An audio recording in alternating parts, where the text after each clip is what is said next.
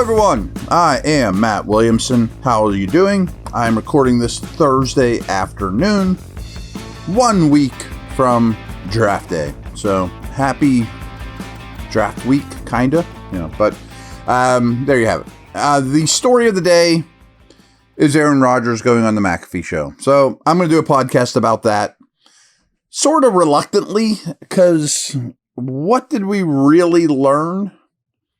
Not a lot. I mean, I've heard so many different impressions with this interview that, a couple of my big takeaways. We'll get this out of there right now. Okay, he's basically saying, I have some personal stuff to deal with, and then I will make my decision. I'm cool with that. I mean, he has that right. I mean, it seems like so many people are like holding that against him now. Boy, he's just holding the Steelers hostage.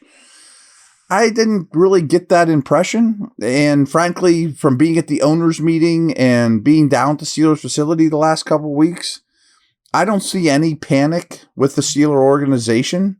Not that they would tell me, like, hey, Matt, we're really worried about this, and I definitely think that there are contingency conversations in place, namely Kirk Cousins, Derek Carr. And I know that there's an injury with Carr, but I'm not sure that that's real, blah, blah, blah. But a lot of, Rodgers basically saying, hey, I just need a little bit more time. The retirement is still a possibility.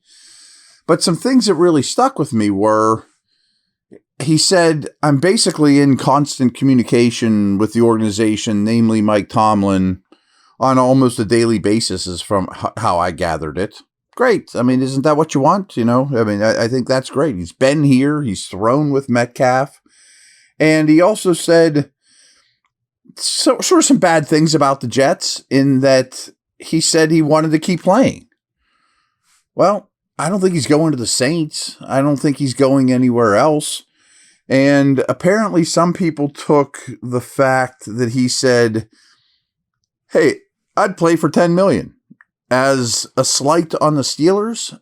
I didn't see it that way, but it is kind of astonishing to me that there's so much negativity around the Steelers right now that people read into that to say that's just him putting it out there that if somebody wants to come get him, not the Steelers. Like, let me kind of clear that up. I mean, like, I've heard a lot of people saying that he's doing everything possible, beating around the bush, just not to play for the Steelers. Like, he'll just put it out there that if some other team wants to call him, I'll play for $10 million as long as I don't play for the Steelers.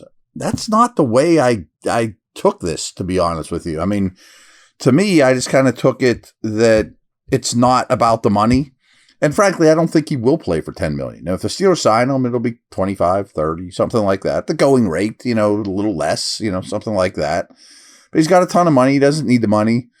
Steelers have the money. So frankly, the money to me doesn't even matter. But I do think throwing out that, hey, I'd play for $10 million does mean that he's interested.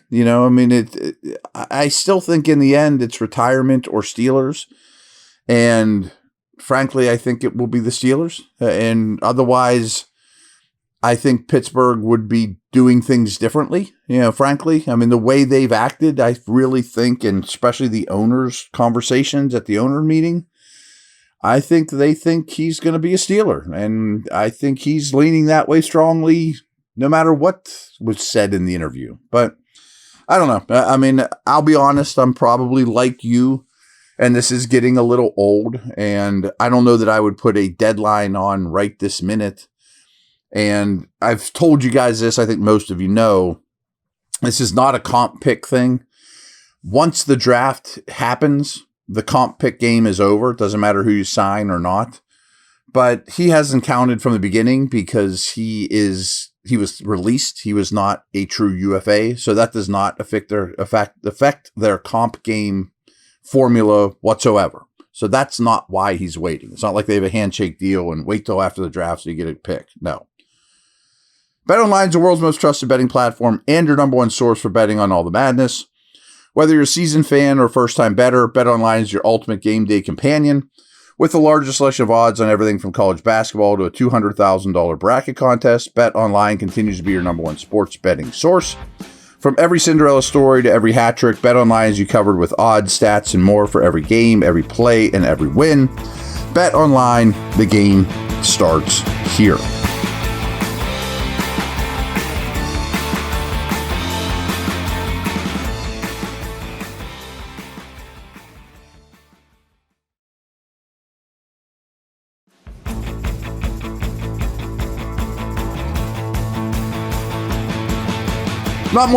Not a whole heck else to talk about. It's kind of a slow news time. I'm sure I'll do more draft preview stuff between now and the draft. I'll certainly react if we get a Rodgers decision one way or another before the draft.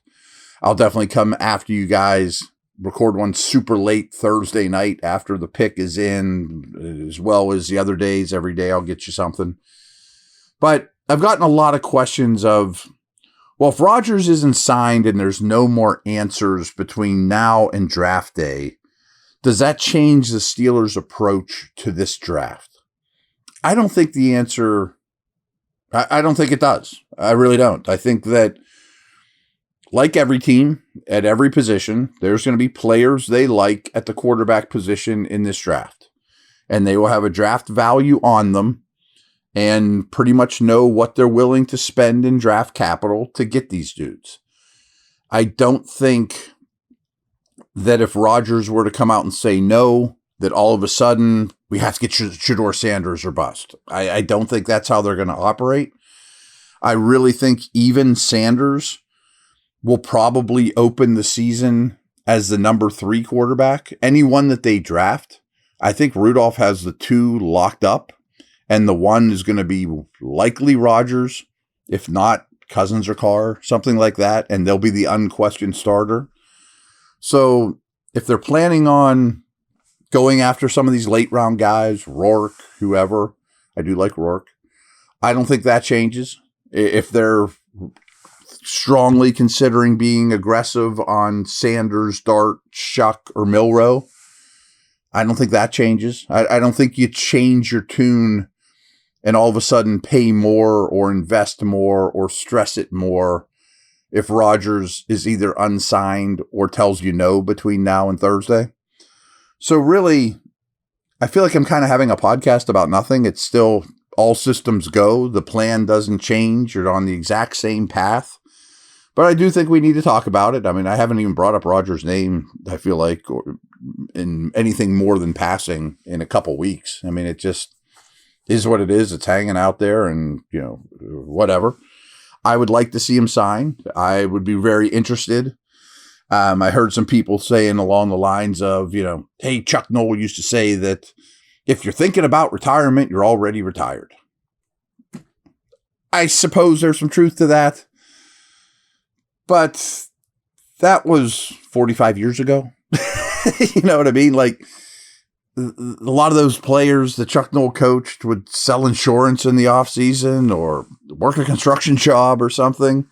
It wasn't a year-round commitment with a personal quarterback coach and acupuncturist and massage therapist and nutrition with hundreds of millions of dollars in the bank. I mean, I don't think that you're going to get a disinterested Rodgers if he does sign a contract. I don't really want to be here.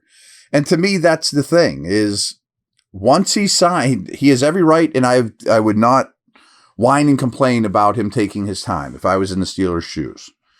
But the day he signs, we're in now. No Egypt trips, no wishy-washiness, no dark retreats.